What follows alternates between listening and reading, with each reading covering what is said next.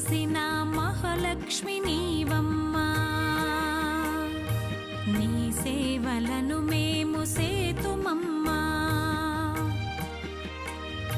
మా ఇంట వెలసిన మహాలక్ష్మి నీవమ్మా, నీ సేవలను మేము సేతుమమ్మా. పసుపు కుంకుమలతో నారికేళములతో, పసుపు కుంకుమలతో నారికేళములతో నీ పూజ ఘనముగా చేయుదము తులసమ్మ.